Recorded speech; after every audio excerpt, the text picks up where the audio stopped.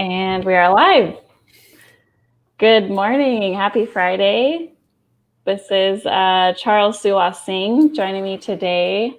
We're going to be diving into anti-racism work and the need for breathing and self-care and just kind of what's coming up in this process. Mm-hmm. Yeah, Charles, if you want to do like a quick little intro on you.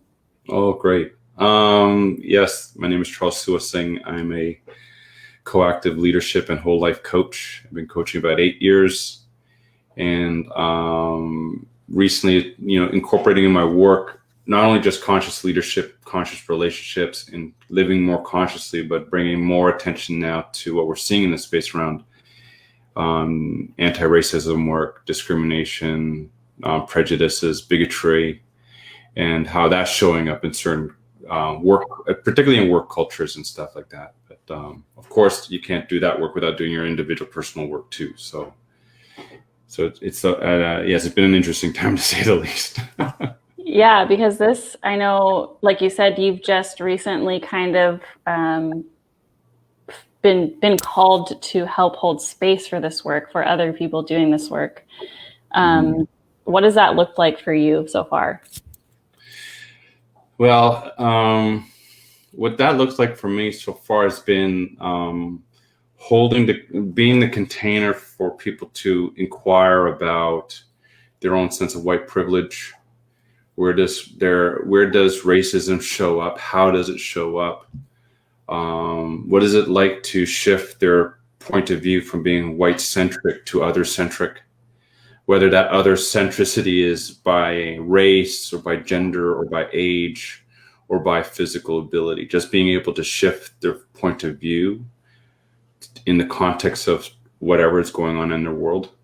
But it's about when I say holding space or being the container for, is asking the questions, pondering the implications and consequences of what they're seeing, expressing or processing their feelings around it, and what's showing up for them, and even wondering a way to finding themselves as being a stand for what they're witnessing in their community. So how can they be a stand for anti-racism work, for example?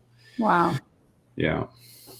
So there's a lot of it's being able to hold the space for a lot of that energy and wondering and questioning, and I mean, I'm seeing like two super powerful parts of this, just like witnessing you doing this work.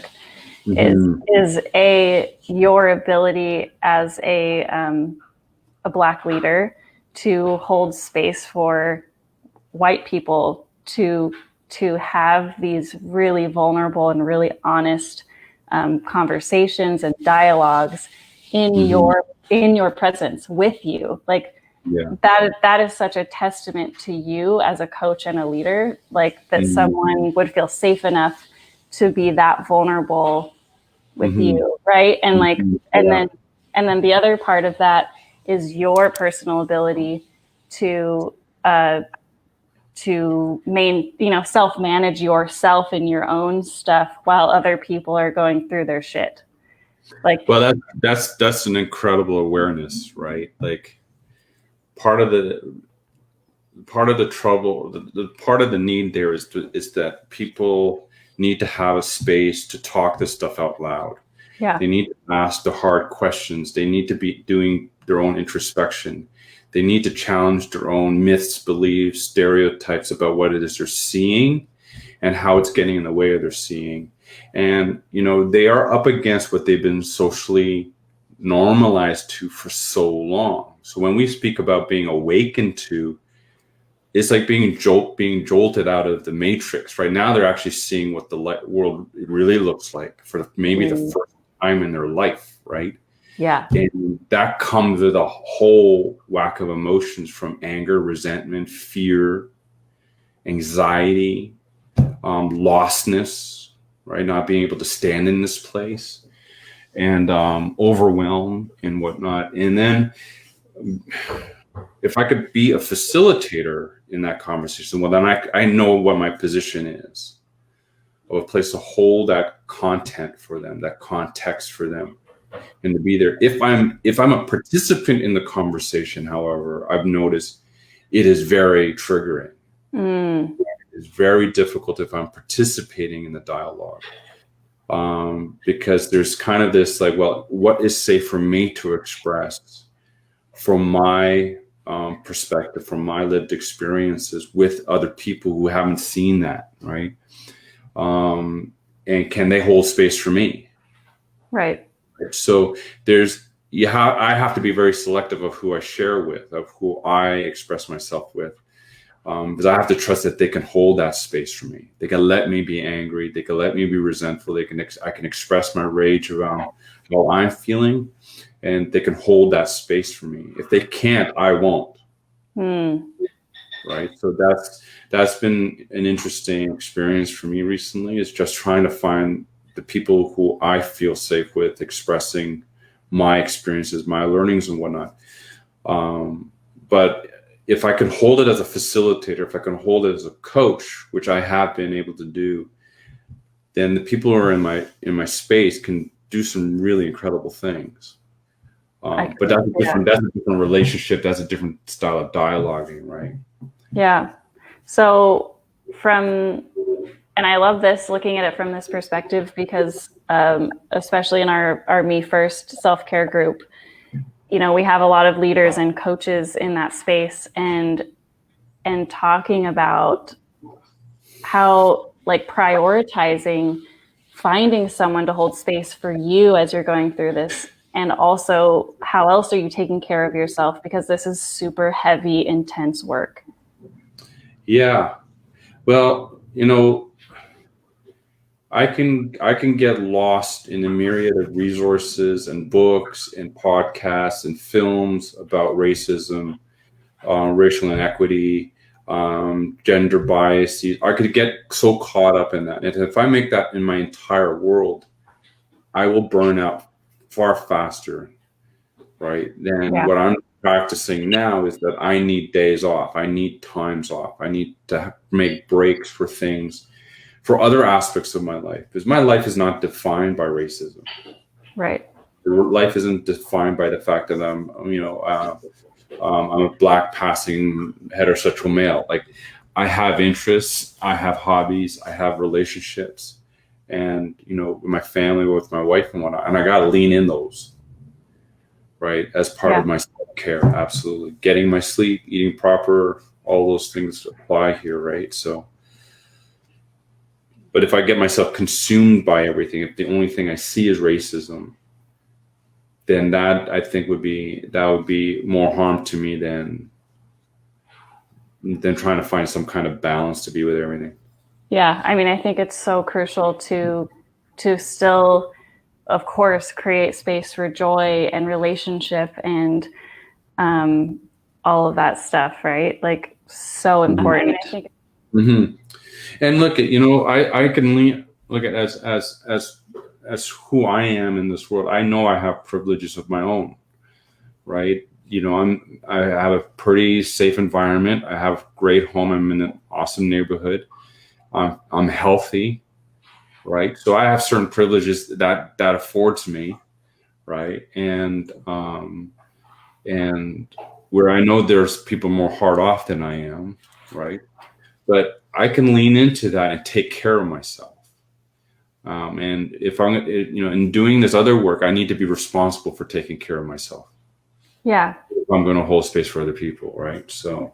Yeah, well, and I remember we were talking about the other day that it was like, we keep hearing, like, doing anti-racism work and, all of the systems and beliefs and all the things that need to be changed. We keep hearing, like, it's a marathon, not a sprint. And I loved what you said, is there's also no finish line. Yeah, exactly. There's no end to this work, right? And, and the best I can hope for is that, when my kids go into the workforce, things will be somewhat different for them. But it's not going to be the end of racism, but, it could be a different experience at least a better experience for them. And if it's about their children or their grandchildren, like I would hope that they don't have to experience what I experienced. Exactly. But when I say it's a marathon, it's not going to end in my time. Yeah. Right. It's going to be generational. Right. And yeah, I don't know if there is anything called a finish line or we've achieved equality. There's a lot of systems up against that right now. Yeah. Yeah. Yeah. And I also think that we don't know what it looks like to be fully inclusive and equitable. Right. Like we've never experienced it. So it's to even try and imagine like what does that world look like? What could it look like? We don't know. Yeah. Right. So go ahead. I would love to hear, like, as you've done this work and I know you are a visionary leader, like what are your visions of what's possible?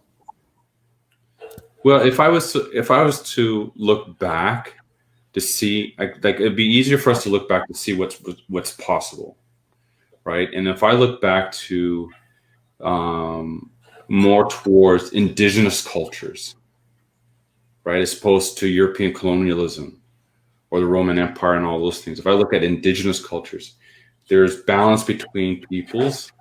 There is a balance between humans and nature. There is a respect for the environment, which we're not depleting from it. We're not taking from it. We're actually there to sustain it, right? Then you resolve a lot of environmental issues, right?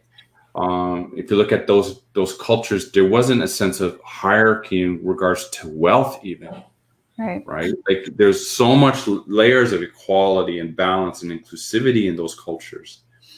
So if I was to look what the future could look like, it'd be more like what they had, right? I love that. Yeah. In which there was more reverence, more respect, more regard for our humanity, more regard for, say, the animal kingdom, more regard for the environment as a whole, and not any of this, consumerism in which we're taught we must have things to feel happy. Yeah. But that we can actually be happy in our humanity, being happy, connected with each other, being happy as a collective with nature and all that. That's what I would envision for. Yeah, so I'm hearing like oneness and connectivity and this interconnectedness, this interdependence. Beautiful. Yeah, and I look at coaching work. When I look at coaching work and we talk about seeing each other as naturally creative, resourceful, and whole. Yeah, I think coaching work is also about the return to self, because we've been socialized to believe a lot of false things about who we are. Whether or not we're not tall enough, or we're too short, or we're too heavy, or all these things, right? And we're not capable enough, we're not smart enough, or all of these false beliefs about who we are. And I think coaching gives a person a return to home. Yeah. But I also think on the meta view, I think we all want to return home. And it's not my physical home, my community. I mean, like, we want to feel connected again. Yeah. Right? We want the sense of village. We want the sense of community. We want the sense of, like, I could touch the ground and it's not concrete. It's actually dirt. It's like, we want to feel these things. Yeah. Right. And that, to me, is being human, not being on my cell phone 12 hours a day. Right. So. Yes. Yeah. Resonance. Yes. Yeah. So it would be, if I could pray on one thing to happen for all of us, it would be that. Right. And then the absolution of all systems of oppression or hierarchy, of discrimination, of prejudice, of power, right? That they all get dissolved to somehow. That might be a far-fetched dream. I'm not sure, but we can dream. We can. I think it's so important. It's like, what are we even working towards? Like, and instead of just looking at what needs to be fixed, it's what do we want to create? Right. Yeah.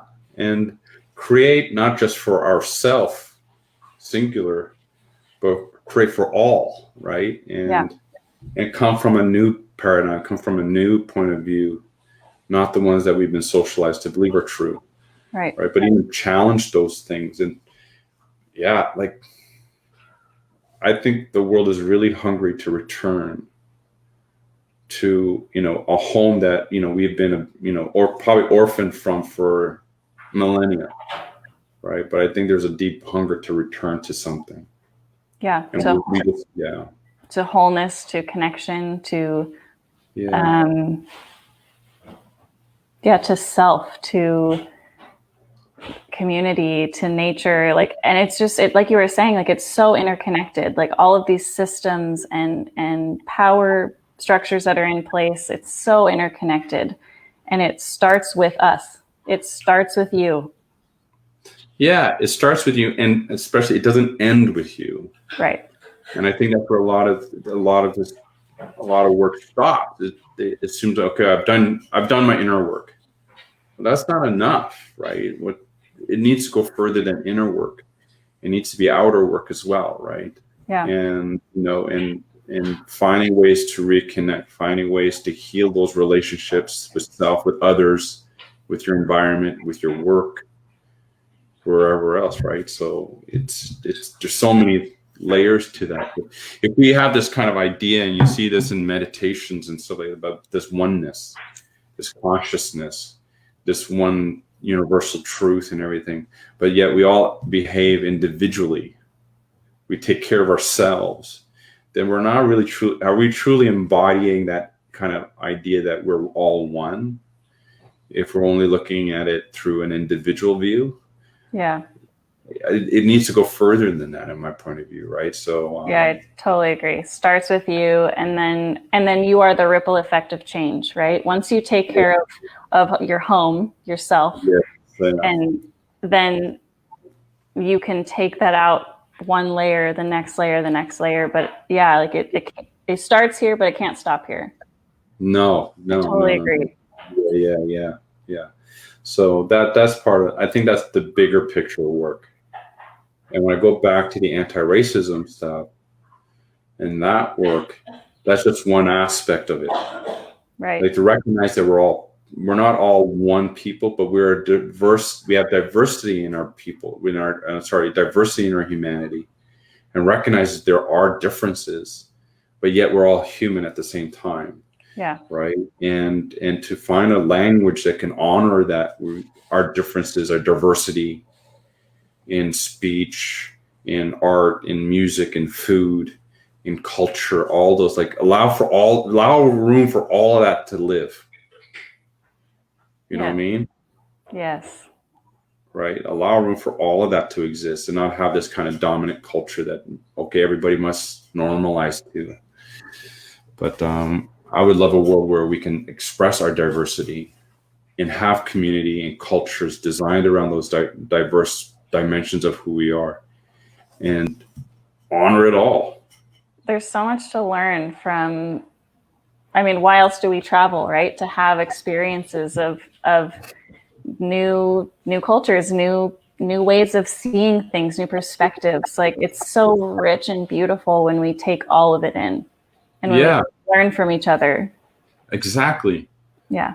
Like, I saw there's this tool that's online called nativeland.com, I think it is, and it's an interesting picture of the globe, where it maps out all the different indigenous tribes going back thousands of years, and the overlap of these tribes, the overlap of the regions in which they migrated and harvested and grown, and, like, it's huge. Wow. But they did it. They coexisted. Right? They coexisted. What a concept. Right? But we know it happened. Right? We know it happened. But now we're so homogeneous in culture now, right? That you need to assimilate, you need to normalize, you need to domesticate it to this one view. It's hard, if not impossible, and I think we're showing that it's impossible. Yeah. But I do believe it can be done, because it has been done.